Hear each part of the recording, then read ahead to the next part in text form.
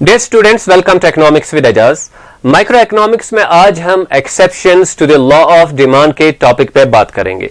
जैसा कि हम ये बात पहले ही जानते हैं कि जो क्वांटिटी डिमांडेड एक प्रोडक्ट की होती है वो प्राइस पे डिपेंड करती है, लेकिन लॉ ऑफ डिमांड में हमें यह बताया जाता है कि जो प्राइस और क्वांटिटी के दरमियान रिलेशनशिप है वो एक नेगेटिव रिलेशनशिप है। इसका मतलब यह है कि जब प्राइस डिक्रीज होगा तो क्वांटिटी डिमांडेड में इंक्रीज होगा। तो ये जो लॉ ऑफ डिमांड है वो हमें यही बताता है कि अगर आप बाकी सारी चीजें कांस्टेंट रखेंगे, जैसे कि इनकम ऑफ द कंज्यूमर है या प्राइस ऑफ अदर प्रोडक्ट्स है, तो हम ये देखेंगे कि जब आप प्राइस डिक्रीज करेंगे तो क्वांटिटी में इंक्रीज होगा, या प्राइस इंक्रीज करेंगे तो क्वांटिटी डिमांडेड में डिक्रीज होगा। इसी चीज को जब हम ग्राफिकली प्रेजेंट करते हैं तो हमारी डिमांड कर्व बनती है जो डाउनवर्ड स्लोपिंग होती है। हमारी एक्स एक्सिस पे यहां पे क्वांटिटी होती है और हमारी वाई एक्सिस पे प्राइस होता है।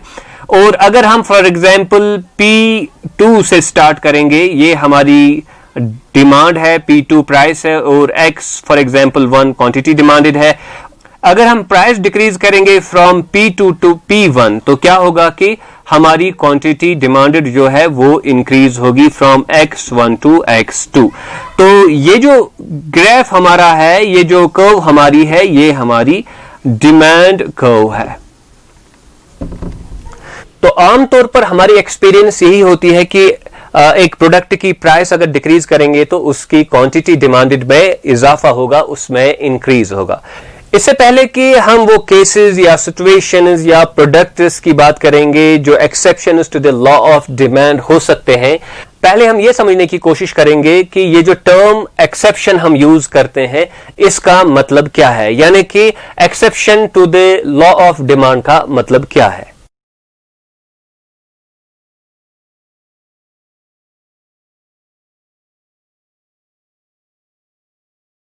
जैसा कि हम जानते हैं कि लॉ ऑफ डिमांड हमें यह बताता है कि क्वांटिटी डिमांडेड जो है वो नेगेटिवली रिलेटेड है प्राइस के साथ, और इसकी वजह से हमारी डिमांड कर्व डाउनवर्ड स्लोपिंग बनती है जो मैंने यहां पे दिखाई।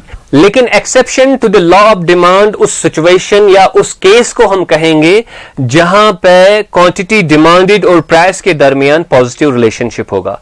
और हमारा जो ग्राफ बनेगा डिमांड कर्व के लिए, यहां पे मैं लिखूंगा डिमांड कर्व, तो हमारी डिमांड कर्व जो होगी वो अपवर्ड स्लोपिंग होगी।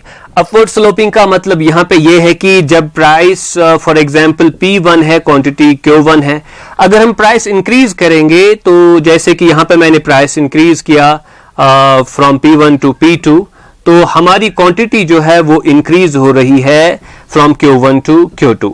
तो यहां पे हम ये बात देख रहे हैं कि प्राइस इंक्रीज करने से जो है क्वांटिटी में इजाफा हो रहा है। प्राइस इंक्रीज करने से अदरवाइज क्वांटिटी में हम कमी देखते थे, लेकिन वो हमारा लॉ ऑफ डिमांड है। लॉ ऑफ डिमांड हमें यह बताता है कि अगर आप प्राइस डिक्रीज करेंगे तो आपकी क्वांटिटी डिमांडेड में इंक्रीज होगा। Exception to the law of demand हमें यह कहेगा कि अगर आप प्राइस इंक्रीज करेंगे तो आपकी क्वांटिटी डिमांडेड में इंक्रीज होगा। तो वो सब सिचुएशंस, वो सब केसेस जहां पे प्राइस और क्वांटिटी डिमांडेड के दरमियान पॉजिटिव रिलेशनशिप होगा, उनको हम exceptions to the law of demand कहेंगे। तो पहले हम ये देखते हैं कि कौन कौन से सिचुएशंस या केसेस या एग्जांपल्स हमें मिलती है बुक्स में as exceptions to the law of demand. पहले हम उनको याद रखेंगे, बाद में हम उनको एक एक करके डिस्कस करेंगे। कॉमनली अगर आप बुक्स में या इंटरनेट पे exceptions to the law of demand के टॉपिक को स्टडी करेंगे तो वहां पे कुल मिला के 5 या 6 एक्सेप्शंस हमें मिलती है। तो यहां पे मैंने उन सब एक्सेप्शंस को यहां पे कलेक्टिवली लाया है ताकि हम उन सब को डिस्कस करेंगे, लेकिन पहले हम उनके नाम याद रखने की कोशिश करेंगे जो केसेस हमें exceptions to the law of demand बताए जाते हैं। तो पहली जो सबसे मेरे ख्याल से मशहूर जो सिचुएशन है या केस है as exception to the law of demand वो है गिफन गुड्स। तो गिफन गुड्स जो है ये समझे जाते हैं exception to the law of demand, यानी कि यहां पे प्राइस और क्वांटिटी डिमांडेड पॉजिटिवली रिलेटेड होंगे। दूसरा जो केस हमारा है वो है वेबलिन गुड्स। तो यहां पे भी जो है ये exception to the law of demand है, यानी कि relationship between price and quantity demanded जो होगा वो पॉजिटिव होगा। तीसरा जो हमारा केस है वो है स्पेकुलेशन। इसको हम ज्यादा जनरल भी कर सकते हैं, आगे जाके वो देखेंगे हम।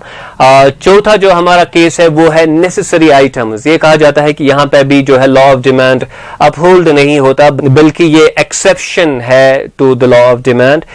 फिफ्थ हमारा केस बनता है जब हम प्राइस को as an indicator of quality समझेंगे, यानी कि प्राइस कितना है वैसी हम क्वालिटी तस्वुर करेंगे कि एक प्रोडक्ट की होगी, तो उस वक्त जो है ये case as exception to the law of demand समझा जाता है। और हमारा लास्ट जो केस है वो है बैंडवैगन इफेक्ट। तो ये हमारे पास 6 केसेस है जो ख्याल किया जाता है कि ये सब cases exceptions to the law of demand है।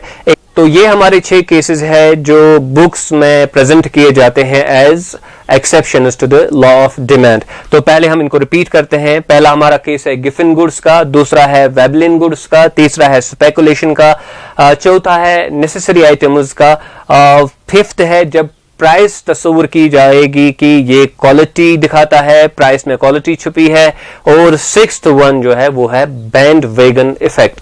तो ये हमारे केसेस है as exceptions to the law of demand. इससे पहले कि मैं एक एक करके ये जो exceptions to the law of demand है इनको डिस्कस करूंगा, हमने ये बात याद रखनी है कि ये सब के सब कंट्रोवर्शियल है, यानी कि सब इकोनॉमिस्ट्स एग्री नहीं करते कि ये exceptions to the law of demand है। फॉर एग्जांपल अगर आप अब ये कहेंगे कि बैंडवैगन इफेक्ट जो है ये exception to the law of demand है, देयर आर इकोनॉमिस्ट्स वो कहेंगे कि जी नहीं, ये exception to the law of demand नहीं है। तो ये कंट्रोवर्शियल है। ऐसा नहीं है कि ये अब परफेक्टली साबित हो गया कि इनके जरिए से कि ये exception to the law of demand है, बल्कि ये कंट्रोवर्शियल है। लेकिन अब अगर कोई चीज हो सकती है as exception to the law of demand, तो फिर इन्हीं में से हम किसी चीज को तस्वुर कर सकते हैं as exception to the law of demand, या यही वो केसेस हो सकते हैं जो exception to the law of demand है। हालांकि ये केसेस भी कंट्रोवर्शियल है, इकोनॉमिस्ट्स इन पे एग्री नहीं करते कि ये exception to the law of demand है।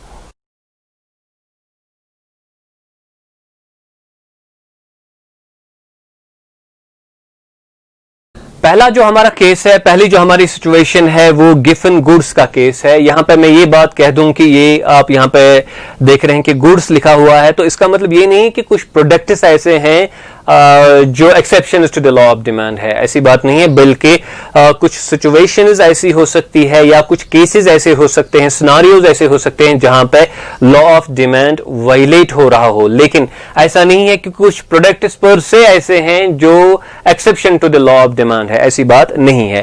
तो ये जो गिफन गुड्स का नाम आया है फ्रॉम सर रॉबर्ट गिफन, यानी कि ये जो गिफन गुड्स का कॉन्सेप्ट है या ये जो इफेक्ट है, इस चीज को पहले ऑब्जर्व किया, प्रोजेक्ट किया, प्रोपाउंड किया सर रॉबर्ट गिफन ने।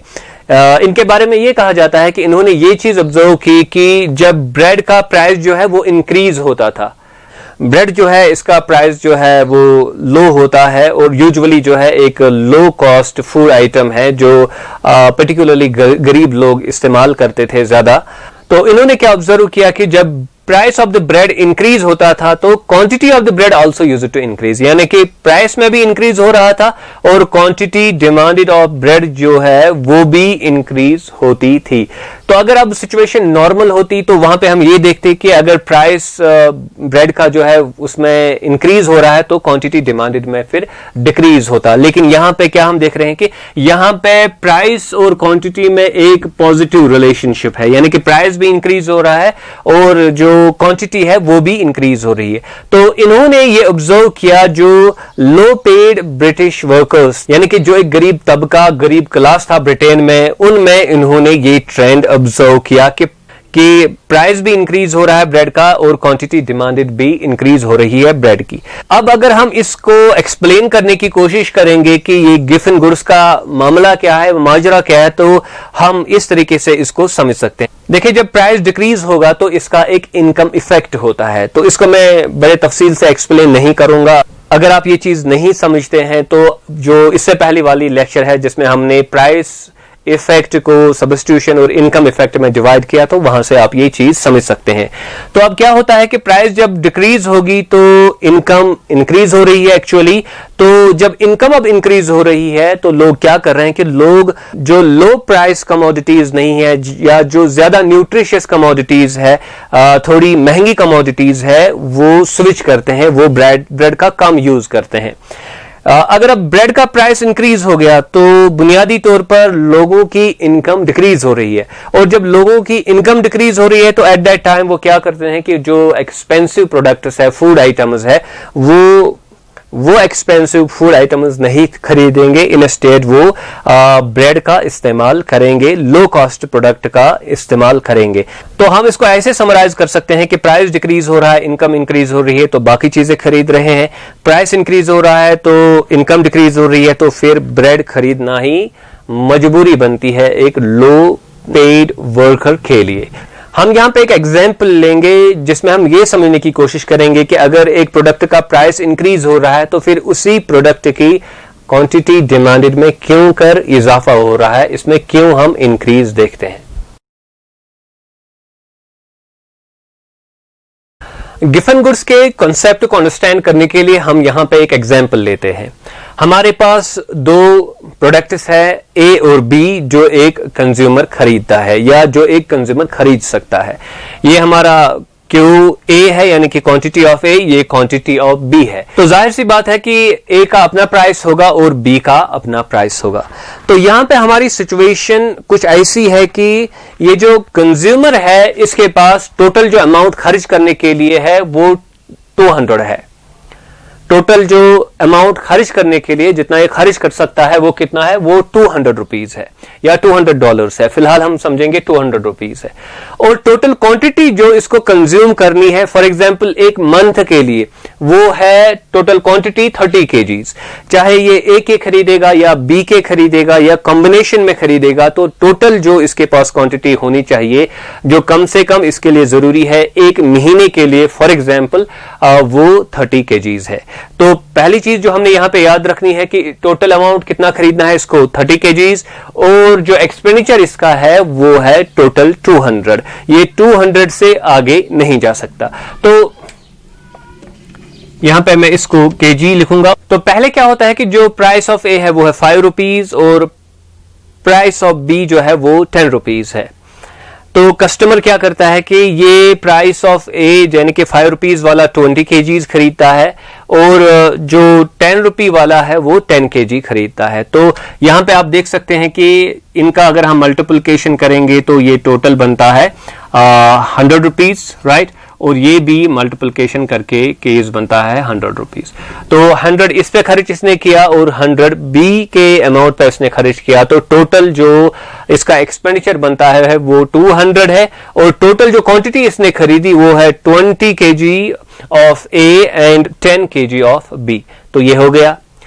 अब क्या हो रहा है कि अब जो ए वाला प्रोडक्ट है यानी कि जो सस्ता वाला प्रोडक्ट था उसका प्राइस अब इंक्रीज हो रहा है फ्रॉम 5 to 6।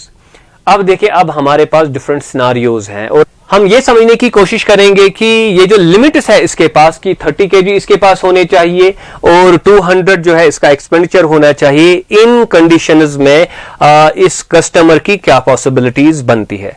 पहले केस में हम जो अर्लियर कंजप्शन थी कस्टमर की वही रखेंगे, यानी कि 20 kg पहले था ए की कंजप्शन वो रखी हमने और 10 kg बी की थी वो हमने रखी। लेकिन यहां पे हम क्या देख रहे हैं कि 10 into 10 तो 100 हुआ, यानी कि यहां पे एक्सपेंडिचर जो है वो 100 रुपीज और यहां पे जो एक्सपेंडिचर है वो है 120 रुपीज। तो अब हम यहां पे ये देख रहे हैं कि यहां पे 120 है, यहां पे 100 है, तो ये 220 बनता है। लेकिन कस्टमर के पास सिर्फ 200 रुपीज, ये 200 से ज्यादा एक्सपेंडिचर नहीं कर सकता। तो अभी हम नेक्स्ट केस देखेंगे। अब दूसरे केस में हम ये देखते हैं कि कस्टमर 30 के 30 kg जो है वो ए के खरीदेगा और कोई भी अमाउंट बी का नहीं खरीदेगा। तो यहां पे इसका एक्सपेंडिचर आता है 0 और यहां पे जो इसका एक्सपेंडिचर आता है वो है 180 रुपीज, राइट। यहां पे जो एक्सपेंडिचर बनता है टोटल वो है 180 रुपीज, लेकिन कस्टमर को जो एक्सपेंडिचर करना है वो है 200 रुपीज, यानी 200 के लिमिट तक कस्टमर जा सकता है। तो ये भी एक ऑप्टिमल पोजीशन, एक सही पोजीशन कस्टमर के लिए नहीं है। यहां पे हमने ये बात याद रखनी है कि अगर बी की ज्यादा क्वांटिटी कस्टमर खरीदेगा, फॉर एग्जांपल 20 खरीदेगा, 30 खरीदेगा, तो फिर भी उसका एक्सपेंडिचर जो है वो 200 से ज्यादा हो जाएगा। तो ये जो 220 हमने यहां पे लिखा, इसका मतलब ये है कि केस ऐसा है कि एक्सपेंडिचर 200 से ज्यादा जा रहा है। तो ऐसे काफी केसेस हो सकते हैं जहां पे एक्सपेंडिचर जो है वो 200 से ज्यादा हो जाएगा। तो अभी हम अपना तीसरा केस यहां पे देखेंगे। अब देखिए यहां पे कस्टमर क्या करता है कि वो 6 वाले जो है 25 यूनिट्स खरीदता है। तो इसका जो एक्सपेंडिचर होता है ऑन ए वो है 150, राइट। और जो कस्टमर है वो 5 यूनिट्स खरीदेगा बी के, तो 50 यहां पे आ गया। तो टोटल जो इसका एक्सपेंडिचर है वो है 150 प्लस 50, तो वो है 200।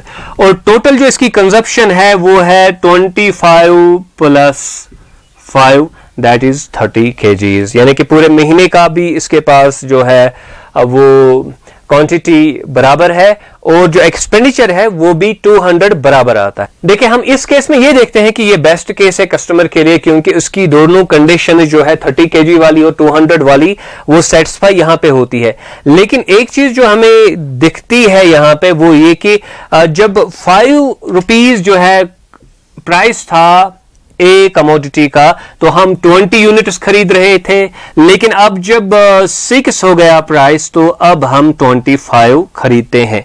यानी कि पहले था 5 is to 20, अब है 6 is to 25। तो इसका मतलब ये हुआ कि प्राइस भी इंक्रीज हो रहा है और क्वांटिटी भी जो है वो इंक्रीज हो रही है। तो ये हमारा एक केस बनता है as exception to the law of demand. लेकिन प्रैक्टिकली क्या ये होता है? जो सर रॉबर्ट गिफिन का ब्रेड वाला केस है, या फिर इसके अलावा जो है पोटैटो फेमिन की बात होती है, या फिर चाइना में राइस की बात होती है एज गिफिन गुड्स, तो वो एक्सेप्शंस है और कंट्रोवर्शियल है, यानी कि सब लोग उनको गिफिन कंडीशंस नहीं मानते। तो ये हमारा गिफिन केस है।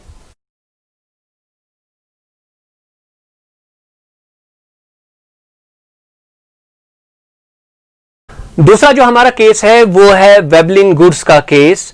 तो ये थॉर्स्टीन वेबलिन के कंट्रीब्यूशन से आया है। बुनियादी तौर पर उन्होंने ये चीज ऑब्जर्व की कि जो लोगों में एक टेंडेंसी होती है कि कुछ प्रोडक्ट्स के प्राइसेस जब इंक्रीज होते हैं तो कुछ लोग उनको ज्यादा खरीदते हैं, यानी कि ये दिखाने के लिए कि हम अमीर है, हम रिच है और हम यूनिक है, तो वो उन प्रोडक्ट्स को खरीद लेते हैं जिनका प्राइस जो है इंक्रीज होता है।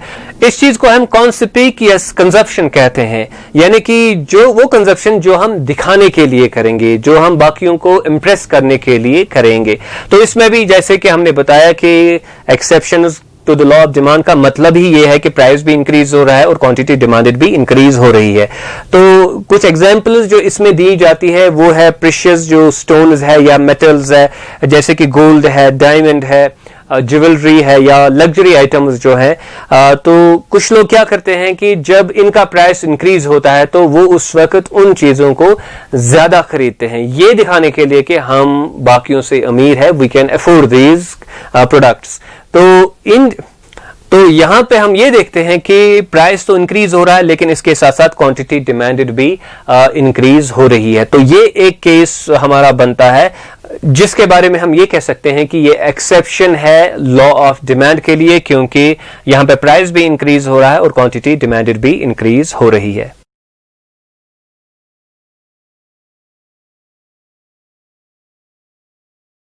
तीसरा जो हमारा केस है वो है expectation of A price change. इसमें क्या होता है कि किसी प्रोडक्ट की प्राइस जो है वो इंक्रीज हो रही है, लेकिन एक खरीदने वाले को, एक कस्टमर को ये लग रहा है कि आगे जाके इसकी प्राइस और भी बढ़ेगी। तो ये प्राइस तो इंक्रीज हो रही है, इसलिए ये खरीद रहा है। ये इसलिए खरीदता है ताकि आगे जाके जो है जब इसकी प्राइस और बढ़ेगी ताकि उस वक्त इस चीज को बेच के ये फायदा कमा सके। और ये चीज हम ज्यादा शेयर मार्केट्स में देखते हैं, जहां पे स्पेकुलेशन एक इंपॉर्टेंट कंपोनेंट है डिमांड का। तो इसलिए स्पेकुलेशन या expectation of A price change जो है, जिसकी वजह से लोग कोई चीज महंगी तो हो रही है, but at the same time इसकी डिमांड भी कुछ लोगों की तरफ से बढ़ रही है। प्राइस इंक्रीज हो रहा है, क्वांटिटी डिमांडेड भी इंक्रीज हो रही है। तो इस केस को भी हम as exception to the law of demand कह सकते हैं, क्योंकि प्राइस इंक्रीज हो रहा है और क्वांटिटी डिमांडेड भी इंक्रीज हो रही है।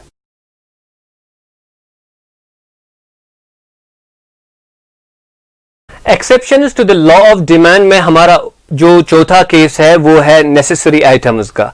ये बताया जाता है कि अभी अगर कुछ नेसेसरी आइटम्स जैसे दवाई है, तो अगर इसका प्राइस इंक्रीज भी हो जाएगा, या बेसिक फूड जो हमारा होता है घर में, अगर इसका प्राइस इंक्रीज भी होता है तो हम इसकी क्वांटिटी डिक्रीज नहीं करते। यानी कि जो नॉर्मल लॉ ऑफ डिमांड है वो ऑपरेट यहां पे नहीं करता। अभी अगर किसी प्रोडक्ट की किसी मेडिसिन की प्राइस इंक्रीज हो रही है और हमारे लिए ये जरूरी है इसका इस्तेमाल करना, तो हम उसकी क्वांटिटी को डिक्रीज नहीं करेंगे।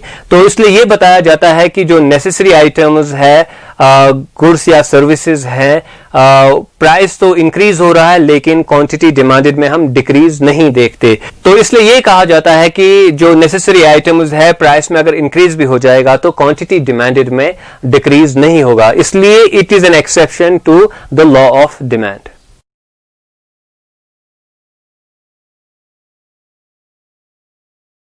Exceptions to the law of demand में जो हमारा फिफ्थ केस है, ये उस सिचुएशन का केस है जहां पे प्राइस के बारे में ये ख्याल किया जाएगा कि प्राइस इंडिकेट करता है कि एक प्रोडक्ट की क्वालिटी क्या है।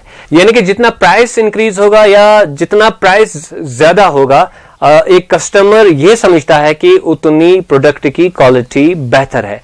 तो वहां पे क्या होता है कि प्राइस ज्यादा है या प्राइस इंक्रीज हो रहा है, लेकिन कस्टमर जो है वो वही प्रोडक्ट खरीदता है और उसी प्रोडक्ट की डिमांड में जो है इंक्रीज हम देखते हैं।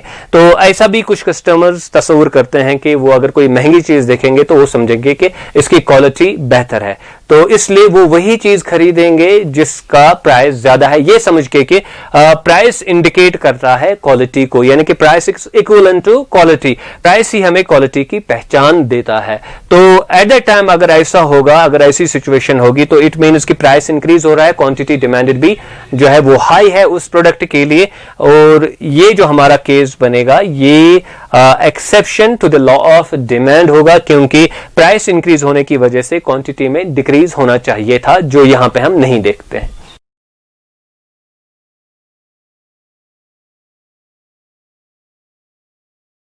जो हमारा लास्ट केस है as exception to the law of demand, वो है बैंडवेगन इफेक्ट। पहले हम फोकस करेंगे इस नाम पे, बैंडवेगन नाम पे। वेगन जो है ये पुराने जमाने में वो कार्ट हुआ करता था, वो गाड़ी हुआ करती थी जिसको कोई जानवर जो है खींचा करता था, पुल किया करता था, तो उसके 4 व्हील्स होते थे। तो ये जो गाड़ी थी पुराने जमाने में, इस पे अगर कोई म्यूजिकल बैंड जो है वो बैठता था तो ये काफी अट्रैक्टिव बनता था। लोग जो है वो खींचे चले आते थे इस बैंडवेगन की तरफ, क्योंकि it was an attraction eight that time. तो इसलिए बैंडवेगन का नाम यहां पे आया। तो बैंडवेगन इफेक्ट का मतलब यहां पे ये है कि आप वही चीजें लाते हैं जो मशहूर हो जाएं। यानी कि आपके दाएं बाएं जो भी लोग हैं, चाहे रिश्तेदार है, चाहे फ्रेंड सर्कल है, चाहे आपके हमसाया है या आपके कोलीग्स है या आपके स्कूल में जो है स्टूडेंट्स है, तो एक किसी चीज की ट्रेंड बन जाती है खरीदने की, लोग उसको पसंद करते हैं। तो इससे क्या होता है कि जो लोग इसको जानते भी ना हो, ना उनको ये मालूम हो कि इससे क्या फायदा है या ये खरीदनी चाहिए नहीं खरीदनी चाहिए, वो जब बाकी लोगों को ये चीज जो है इस्तेमाल करते हुए देखते हैं तो वो भी उस प्रोडक्ट को खरीदते हैं। तो ये काफी कॉमन है हम लोगों में, we get influenced by these things. तो एट दैट टाइम अगर एक प्रोडक्ट की प्राइस में इंक्रीज भी हो जाए तो क्वांटिटी डिमांडेड में इंक्रीज हो सकता है, या इस प्रोडक्ट की जो प्राइस है वो ज्यादा है लेकिन ये मशहूर हो गई समाज में, तो लोग फिर भी ज्यादा प्राइस होने के बावजूद इसका इस्तेमाल करते हैं। तो instead of buying cheap goods, लोग महंगी चीज खरीदते हैं बिकॉज उनके इर्द गिर्द जो लोग हैं वो उस चीज का इस्तेमाल करते हैं, उस प्रोडक्ट का यूज करते हैं। तो इसलिए यहां पे क्या होता है कि जो हमारा लॉ ऑफ डिमांड है, यानी कि प्राइस ज्यादा है या प्राइस बढ़ रही है तो लोग कम खरीद रहे हैं, तो ऐसा हम समाज में नहीं देखते, बल्कि जो एक प्रोडक्ट की क्वांटिटी डिमांड जो है वो यहां पे तय हो रही है कि आपके इर्द गिर्द क्या लोग इस चीज का इस्तेमाल कर रहे हैं या नहीं। अगर लोग इस्तेमाल कर रहे हैं तो दैट मीन्स कि आप भी अट्रैक्ट हो जाएंगे उस प्रोडक्ट की तरफ, और प्राइस जो है वो उतना बड़ा फैक्टर आपके लिए नहीं बनेगा। सो जो प्राइस का इंपैक्ट है वो क्वांटिटी डिमांडेड पे नहीं होगा, या अगर प्राइस इंक्रीज भी होगी तो क्वांटिटी डिमांडेड फिर भी इंक्रीज हो रही है, तो एट दैट टाइम जो हमारा लॉ ऑफ डिमांड है वो वायलेट हो रहा है, और जो हमारा बैंड वेगन इफेक्ट है ये एक एक्सेप्शन बनता है हमारे लॉ ऑफ डिमांड के लिए। तो हमने यहां पे ये 6 एक्सेप्शंस डिस्कस की जो लॉ ऑफ डिमांड के सब्जेक्ट में लाए जाते हैं इन डिफरेंट बुक्स या जो इंटरनेट पे आप मटेरियल देखते हैं। लेकिन ये जो सिचुएशंस है जिनके बारे में ये तस्वुर किया जाता है कि ये लॉ ऑफ डिमांड को वायलेट करते हैं, ये सिचुएशंस कंट्रोवर्शियल है। इकोनॉमिस्ट्स इन पे एग्रीमेंट नहीं करते हैं कि ये केसेस जो हमने यहाँ पे डिस्कस किए ये perfectly exceptions to the law of demand है। यहाँ पे हम अपना लेक्चर जो है वो कंक्लूड करते हैं। If you have any comments and observations, आप मेरी यूट्यूब चैनल के कमेंट सेक्शन में वो लिख सकते हैं। And do not forget to subscribe to my YouTube channel economics with Aijaz. Thank you very much.